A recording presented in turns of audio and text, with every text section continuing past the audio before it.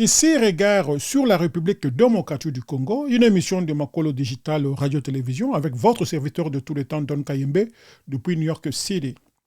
Une émission pour celles et ceux qui refusent de s'habituer à l'inacceptable. Au cœur de l'Afrique, un géant saigne en silence. Ces terres nourrissent la technologie du monde, mais ces morts ne font presque jamais la une. Comment un petit pays peut-il imposer sa narrative pendant qu'un pays continent lutte pour faire entendre sa douleur? Pourquoi le droit international devient-il soudain timide lorsque les intérêts stratégiques sont en jeu? Aujourd'hui donc, chères auditrices, chers auditeurs, on met le mot sur ce que beaucoup préfèrent taire. On parle du Rwanda, de la RDC et du prix terrible du silence international. Bienvenue donc à toutes, bienvenue à tous dans Regard sur la République démocratique du Congo, votre émission qui propose un regard lucide et sans complaisance sur les enjeux politiques, économiques et géopolitiques de la République démocratique du Congo. Ici, on ne crie pas, nous parlons et nous éclairons. Aujourd'hui, un épisode sensible, complexe mais incontournable avec comme thème Rwanda et RDC, le poids du silence international. Comment expliquer qu'un petit pays comme le Rwanda semble peser davantage diplomatiquement qu'un géant comme la République démocratique du Congo? Pourquoi, malgré les rapports, malgré les enquêtes, malgré les morts, les sanctions contre le Rwanda restent-elles limitées ou voire même symboliques seulement? Pendant les prochaines minutes, nous allons prendre le temps de comprendre. Qu'est-ce que nous voulons faire comprendre? 1. Le paradoxe congolais. 2. Le rôle du Rwanda comme État pivot pour l'Occident. 3. La transformation de l'Est de la République démocratique du Congo en zone sacrificielle. 4. Le blocage des sanctions. 5. Le tabou historique de 1994. Et enfin 6. La manière dont la République démocratique du Congo se trouve piégée dans un ordre international biaisé. Installez-vous donc, respirons ensemble et tout de suite là, nous commençons. Point 1. Le paradoxe congolais. La République démocratique du Congo est un paradoxe à l'échelle du monde. D'un côté, par son immensité, presque un continent, c'est-à-dire une superficie gigantesque, le second en Afrique, et une population en croissance, c'est-à-dire il y a plus de jeunes en République démocratique du Congo qui sont capables d'élever les défis et développer ce pays facilement, et de ses ressources naturelles parmi les coins les plus convoités du monde. Comme on dit, si vous prenez le tableau de Mendeleev et vous voulez voir tout ce qu'on y a consigné, allez en RDC et vous allez le voir à l'œil nu. De l'autre côté, un pays diplomatiquement fragile, marginalisé, parfois même traité comme un simple décor dans les négociations régionales. Comment en est-on arrivé là? Dans les relations internationales, la taille ne garantit pas le respect. Ce qui fait le poids réel d'un État, ce sont les 3 éléments que je veux citer ci-après. 1. La cohérence de l'État. Les institutions qui fonctionnent, des décisions qui se suivent, la continuité de l'État ou de politique. Ce qui est vraiment contraire chez nous. Mobutu part, Kabila père vient, il fait table rase, il recommence le Congo à zéro. 3-4 ans après, Kabila père part, Joseph Kabila vient, il commence son Congo aussi à zéro. Kabila, fils qui part sous pression de la diaspora et aussi, il faut reconnaître, mais c'est la diaspora d'abord, et aussi la pression interne. Félix Antoine Tshisekedi est venu avec une nouvelle classe, bien entendu, il a pris tout le monde, vous allez trouver dans le système actuel de Félix Tshisekedi, il y a les Mobutistes, il y a les Kabilistes, il y a les Kabilistes, et il y a aussi les fascistes. Donc, un méli-mélo. C'est-à-dire, à chaque fois qu'il y a changement de régime, il y a changement de tout. Donc, sur le plan diplomatique, on ne fait pas confiance puisqu'on observe qu'est-ce qui va arriver demain. Est-ce que ces gens vont accepter? Est-ce que ces gens vont continuer avec la politique dans laquelle nous sommes impliqués avant? Donc, à chaque fois que quelqu'un vient, il vient avec sa nouvelle politique et ce n'est pas très intéressant. 2. La constance du discours. Une ligne claire. nous l'avons vu que quand quelqu'un passe à la télévision, chacun a sa narration. Une orientation lisible. Vous voyez qu'il y a beaucoup de ratés. Et enfin, répéter dans le temps. Vous devez répéter le même discours d'une manière cohérente pour que les gens sachent que non, nous avons un État qui fonctionne normalement. Pas chaque fois, quand quelqu'un passe à la télévision, quand quelqu'un passe dans les YouTube, c'est pour donner son point de vue qui est contraire au point de vue du chef et même du gouvernement dans l'ensemble. C'est vraiment regrettable. 3. Et surtout cela, l'utilité géopolitique. La capacité d'un État à rendre ses services stratégiques aux puissances régionales et mondiales. Nous voyons ici, et nous allons voir plus loin, que vous verrez que le Rwanda est presque dans toutes les institutions. Dans la francophonie, quand c'est un pays déjà anglophone, vous les trouvez dans la mission des casques bleus de l'ONU, vous les trouvez au Mozambique, vous les trouvez en Centrafrique, au Soudan. Et où sommes-nous? Nulle part. Donc, dans le système régional et mondial, nous ne sommes presque rien, mais aujourd'hui, Dieu merci, que Félix a essayé d'inscrire le Congo au niveau du Conseil de sécurité. Coup de chapeau. Sur les 3 éléments précités, la République démocratique du Congo part avec un handicap. 1. L'État est souvent perçu comme instable, miné par la corruption, fragmenté par les rivalités internes. Comme je l'ai dit, à chaque fois qu'il y a changement de régime, il y a changement de tout. La corruption, n'en parlons pas. 2. Discours diplomatique congolais change avec le régime, avec les crises et surtout quand il y a trop de pression. Ça, c'est un problème. Il faut être cohérent et il faut être stable dans tout ce qu'on dit et tout ce qu'on veut. 3. Et surtout, le pays donne l'image d'un État en permanence en train de gérer les urgences plus que de proposer une vision claire et simple. Les histoires se font sans que ces histoires ont été présentées comme un plan. Ça, c'est un problème très sérieux. Pendant ce temps, un voisin beaucoup plus petit, le Rwanda, a mieux intégré les règles de ces jeux géopolitiques. Il a compris que, dans l'ordre international, ce n'est pas le plus grand qui parle le plus fort, mais c'est celui qui est le plus utile. Et cette utilité a un prix, c'est la RDC qui trop souvent paye ce prix-là. Point 2. Le Rwanda, État pivot de l'Occident.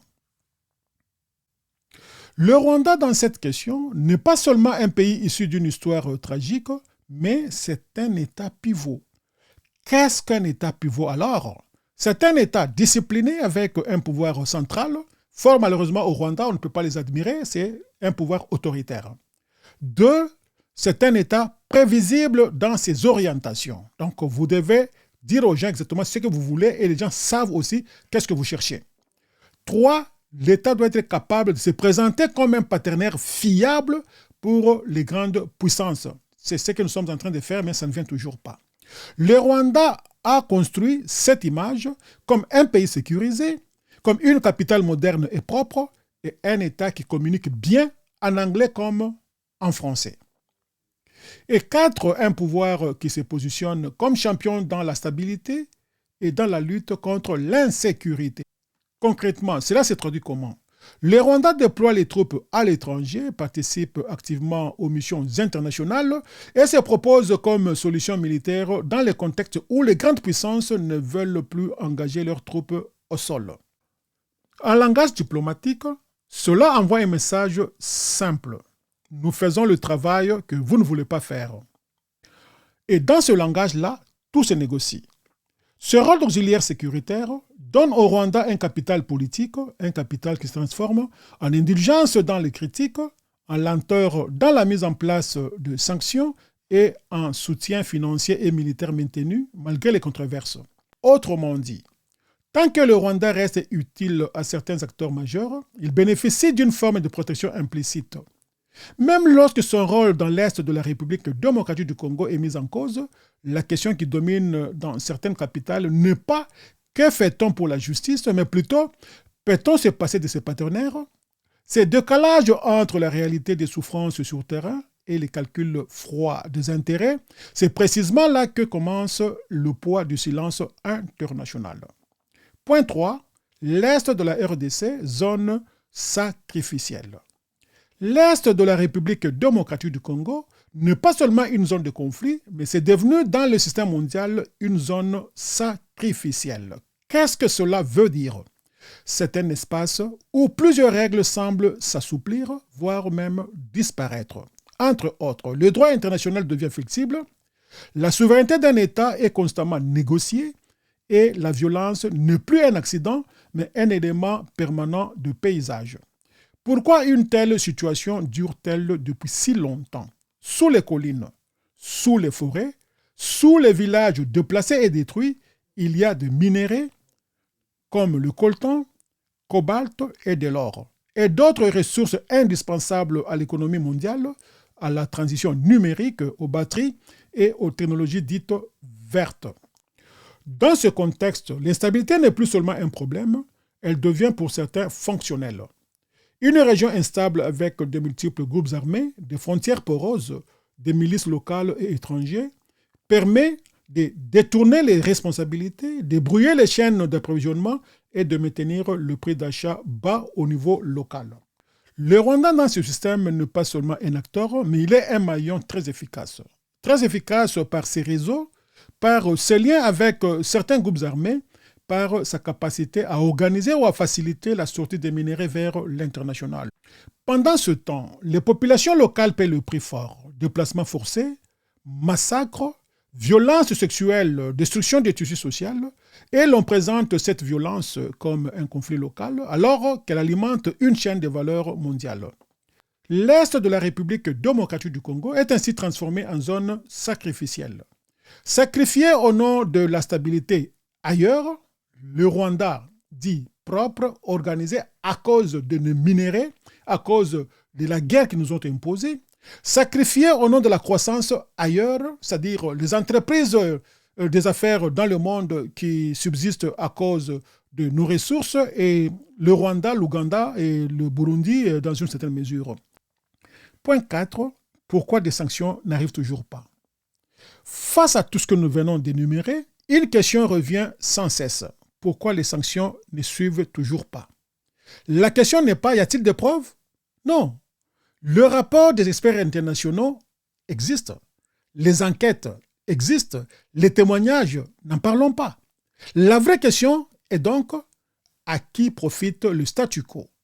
Les sanctions internationales ne sont jamais purement morales, elles sont plutôt politiques, elles sont sélectives et elles sont hiérarchisées.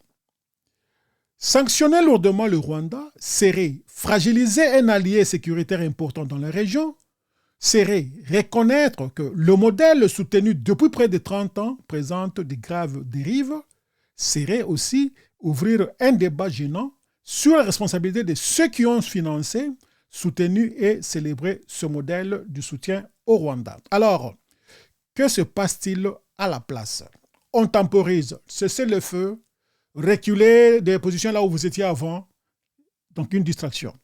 On parle de dialogue, il faut aller avec le M23, les Congolais soi-disant qui ont pris les armes contre leur propre pays, et selon la Constitution, ce sont des gens qui ont trahi le pays. Et on vous dit encore, non, on appelle aux négociations. Négocier avec qui? Donc, nous savons que le dialogue doit être permanent, mais avec qui? Pas avec un fils de pays qui a brûlé la case. Ça, c'est très important. Et en fin de compte, on renvoie dos à dos les victimes et les agresseurs au nom de l'équilibre diplomatique. Vous vous souvenez d'antan 1+4.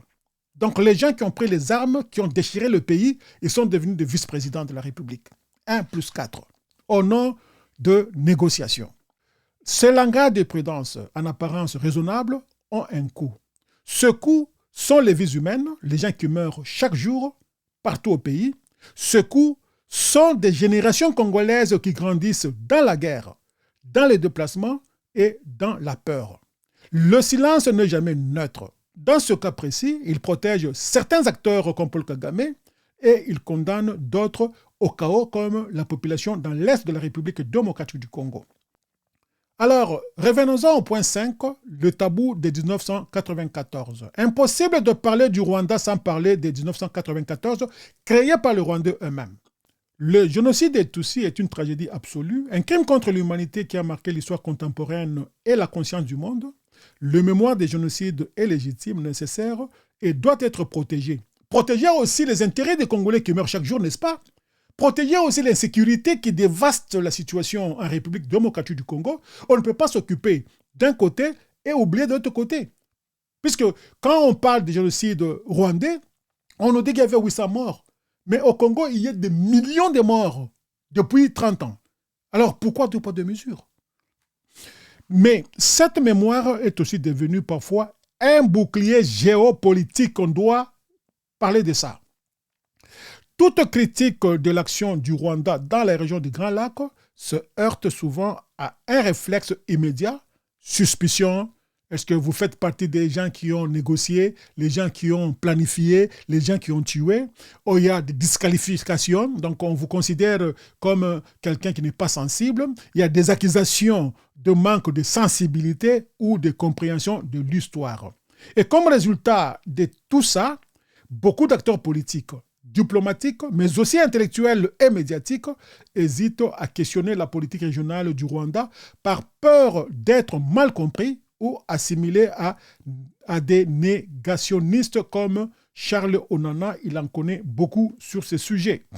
Ce climat crée un tabou qui prend certaines questions difficiles à poser comme quel est le rôle réel du Rwanda dans l'est de la République démocratique du Congo? Poser cette question, ça devient un crime.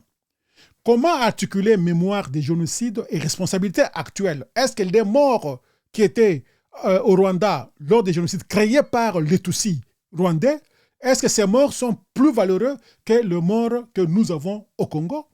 On doit se poser cette question. Comment parler de justice pour tout le peuple de la région sans hiérarchiser les victimes?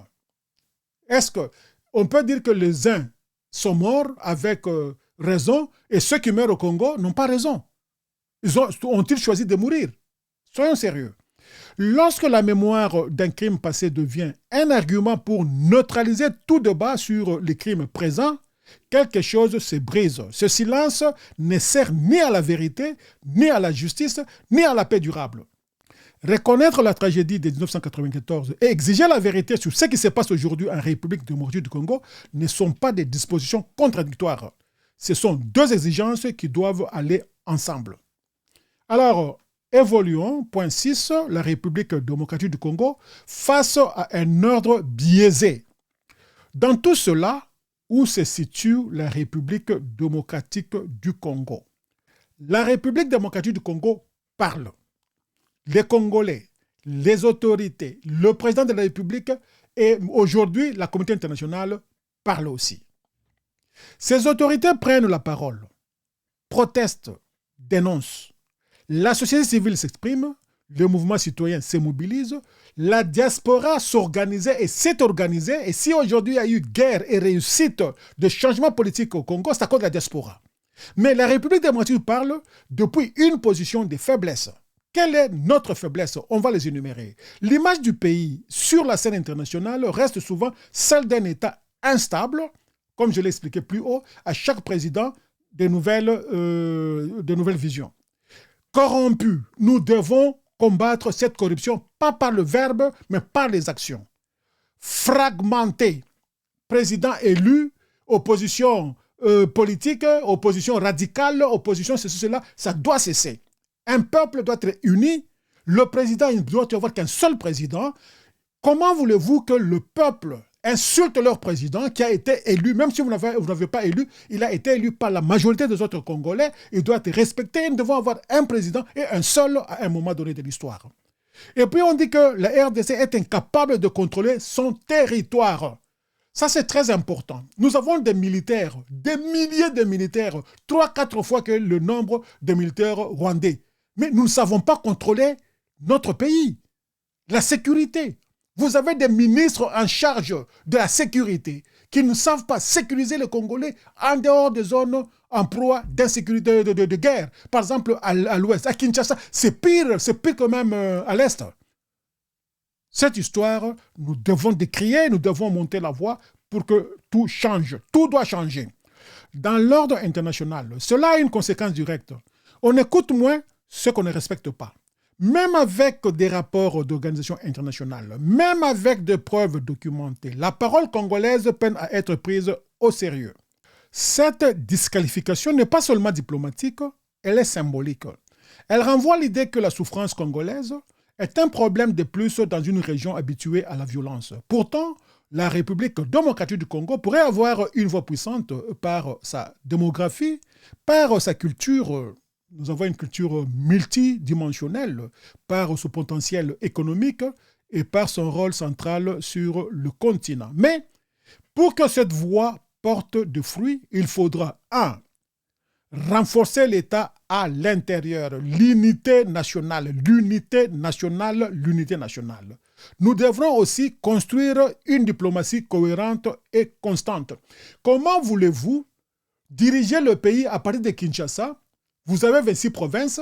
Pour résoudre un problème à Kasumbalesa, un ministre doit quitter Kinshasa pour résoudre ça.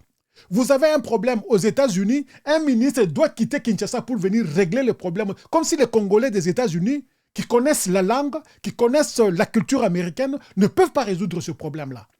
Vous avez un problème à l'ONU, un ministre doit quitter Kinshasa pour venir parler, et pourtant nous avons des ambassadeurs, nous avons des diplomates, nous avons des Congolais bien éduqués, bien formés, qui connaissent les rouages de tous les systèmes aux États-Unis. Et cela s'est fait comme au Canada, en Europe et partout ailleurs. Non, décentralisons les histoires, que toutes les couches congolaises puissent avoir la place au soleil, que chacun joue le rôle partout où il est. On ne doit pas avoir un problème qui est géré par un groupe de gens pour les intérêts égoïstes. Ça, nous envoyons un message au président Félix Antoine Tshisekedi que partout dans le monde, il y a des Congolais, il y a des experts qui peuvent faire le travail sans déplacer les gens de Kinshasa, qui vont ailleurs pour faire des vigilatures. Et par conséquent, tout ce que nous faisons comme politique, ça ne marche pas. Vous amenez quelqu'un de Kinshasa pour résoudre le problème ici. Vous savez, les Américains, leur anglais est tout à fait différent. Même quelqu'un qui quitte l'Angleterre pour négocier avec un Américain, leurs anglais sont différents. Et à forte raison, vous avez quelqu'un qui a appris l'anglais de Kinshasa dans les centres anglais pour venir parler anglais. Qui va vous comprendre? On peut vous écouter, on ne comprend rien de ce que vous dites là. Mais il y a des Congolais ici qui ont fait leurs études ici, qui connaissent bien le système ici. Ils peuvent faire du travail et la diplomatie congolaise peut porter des fruits. Et je disais donc qu'il faudrait aussi que les tissus des alliances au-delà du discours et surtout investir dans la lucidité collective chez les dirigeants comme chez les citoyens, ce que je viens d'expliquer. Tout le monde doit travailler pour le Congo, pas un groupe de gens seulement. On ne doit pas exclure tout le monde au bénéfice d'un groupe de gens qui se disent ministres ou qui se disent du pouvoir. Nous sommes tous au pouvoir. Avant de passer à la conclusion, permettez-moi de donner un point de vue que j'ai intitulé « Regard lucide ». Ce qui se joue entre la République démocratique du Congo et le Rwanda dépasse largement les frontières de ces deux pays. C'est une question de système, de rapport de force, d'hypocrisie internationale. Le Rwanda n'est pas protégé parce qu'il serait au-dessus de tous les reproches. Il est protégé tout simplement parce qu'il est utile dans la configuration actuelle du pouvoir mondial. La République démocratique du Congo n'est pas marginalisée parce qu'elle aurait tort ou parce que la souffrance de son peuple aurait moins de valeur. Elle est marginalisée parce qu'elle est aperçue comme fragile, désorganisée, démontable politiquement. Regard sur la République démocratique du Congo n'est pas un cri de colère pour la forme, c'est un appel à la lucidité. Sans lucidité, il n'y a ni souveraineté réelle, ni justice durable, ni avenir maîtrisé. La question que cette émission laisse à chacun d'entre nous est simple. Que faisons-nous à notre échelle pour refuser ce silence? Pour relayer la vérité? Pour soutenir la voix des Congolais qui demandent justice et dignité? Ce qui se joue entre la République démocratique du Congo et le Rwanda n'est pas un simple différend entre voisins, c'est un miroir tendu au monde. Il raconte jusqu'où les puissances sont prêtes à fermer les yeux tant que leurs intérêts restent à l'abri. Il raconte aussi à quel point le voix d'un peuple peut être étouffé quand son État est fragilisé, divisé et disqualifié. Voilà donc, nous sommes à la fin. C'est tout ce que nous avons préparé pour vous pour aujourd'hui. Merci de prêter vos oreilles à ces réalités que certains préfèrent ne pas entendre, parce qu'un peuple qu'on écoute est un peuple qu'on ne peut pas effacer. À très bientôt dans un nouveau numéro sur Regard sur la République démocratique du Congo, une émission de Makolo Digital Radio-Télévision avec votre serviteur de tous les temps, Don Kayembe, depuis Noké City. En attendant, ciao.